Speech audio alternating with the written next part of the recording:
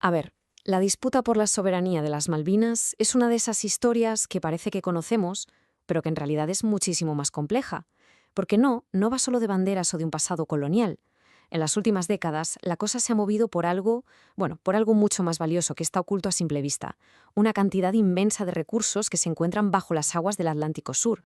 Para entender bien todo este embrollo, vamos a desglosarlo paso a paso.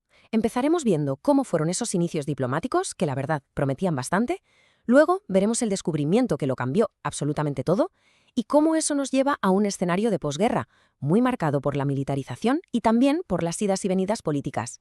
Después analizaremos cómo Argentina intentó buscar apoyo en la región y los retrocesos que hubo, para acabar justo donde estamos hoy, en un punto muerto.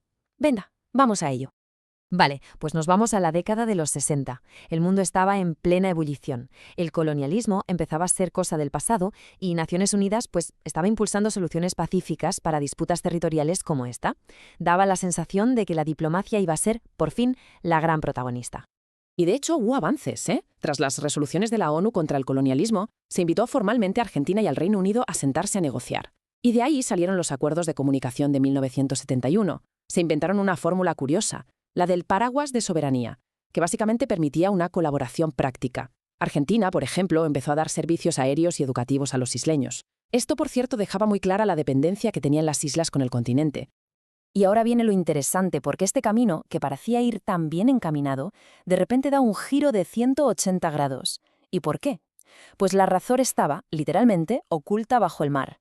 Fijaos, el punto más alto de las negociaciones llega en 1974. En secreto, se estaba discutiendo una propuesta de condominio, de soberanía compartida. Se llegó a hablar de 2 idiomas oficiales, de doble nacionalidad, incluso de ir alternando un gobernador argentino y otro británico. O sea que por primera vez se estaba hablando muy en serio sobre la soberanía. Así que la pregunta es inevitable. Si las cosas iban tan bien, ¿qué fue lo que frenó todo en seco y cambió las reglas del juego para siempre? Pues aquí está la respuesta, bien clarita, el petróleo. A mediados de los 70, con la crisis mundial del petróleo en pleno apogeo, varias misiones económicas británicas como el famoso Informe Shackleton del 76 confirmaron lo que ya se intuía. El potencial de la zona en hidrocarburos y en pesca era sencillamente inmenso. Y este informe de Estados Unidos de 1980 lo remata.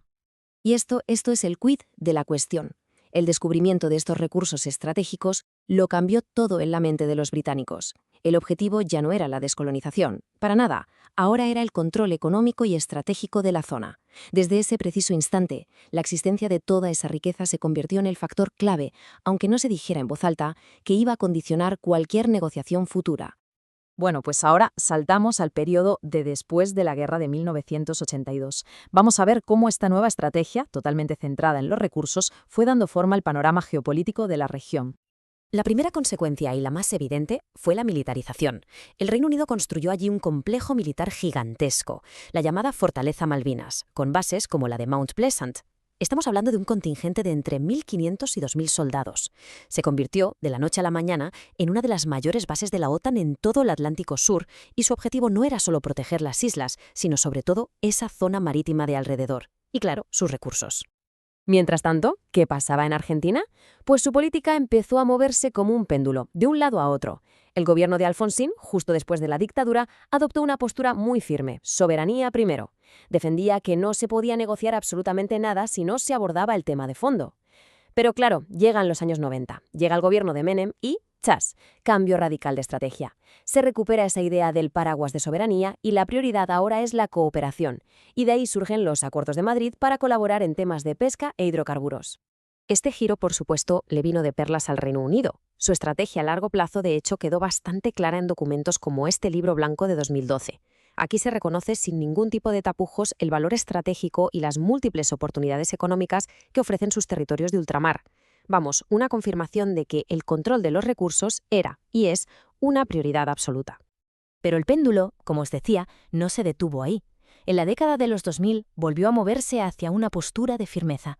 Pero esta vez Argentina no iba a estar sola. Encontró una nueva fuente de poder, la solidaridad de la región. Durante los gobiernos de Kirchner se dio carpetazo a la cooperación. La nueva política se basó en denunciar la explotación de recursos y la presencia militar en el Atlántico Sur. Pero el gran cambio, la jugada maestra, fue conseguir que la cuestión Malvinas se viera como una causa de toda Latinoamérica. Se usaron organismos como Mercosur y UNASUR para presionar diplomáticamente y dejar un poco más aislada la postura británica. Y sí, lo habéis adivinado. A mediados de la década de 2010, el panorama político regional vuelve a cambiar y con él el péndulo de la diplomacia argentina se mueve, una vez más, en la dirección contraria. En un momento en que esos bloques regionales estaban perdiendo fuerza, el nuevo gobierno argentino de entonces firmó en 2016 un comunicado conjunto que se conoció como el Acuerdo Foradori-Duncan, y su objetivo, al menos sobre el papel, era remover todos los obstáculos que limitan el crecimiento económico de las islas. A ver, y esto es lo importante, en la práctica eso de remover los obstáculos significaba una cosa muy concreta: desmantelar todas las medidas legales y administrativas que el gobierno anterior había puesto en marcha para sancionar a las empresas que explotaban los recursos pesqueros y de hidrocarburos en las aguas en disputa sin el permiso de Argentina. Y con esto llegamos a la situación que tenemos hoy, un punto muerto, un auténtico pulso de altas apuestas donde la tensión principal, la de la reclamación de soberanía contra la estrategia de control de recursos, sigue ahí, sin resolverse. Si miramos hacia atrás, el patrón se ve bastante claro, ¿verdad? Por un lado, tenemos una estrategia británica muy constante, muy a largo plazo, dar largas a la discusión sobre la soberanía mientras se va consolidando el control económico y se explotan los recursos. Y por el otro lado, una política argentina que es un auténtico péndulo, que va de la confrontación a la cooperación según el contexto político que haya en el país y en la región. Al final queda claro que lo que empezó como una disputa de soberanía en un contexto de descolonización se ha convertido en algo muchísimo más grande. Hoy en día la cuestión Malvinas es en realidad una lucha geopolítica por el control de recursos que son estratégicos, por rutas marítimas que son clave y por el acceso al continente antártico. Y todo esto nos deja con una pregunta final, para darle unas vueltas. En un mundo donde los recursos naturales cada vez son más escasos y, por tanto, más valiosos, ¿cómo se van a resolver en este siglo XXI las disputas territoriales como esta, que en el fondo tienen como verdadero motor la enorme riqueza económica que esconden?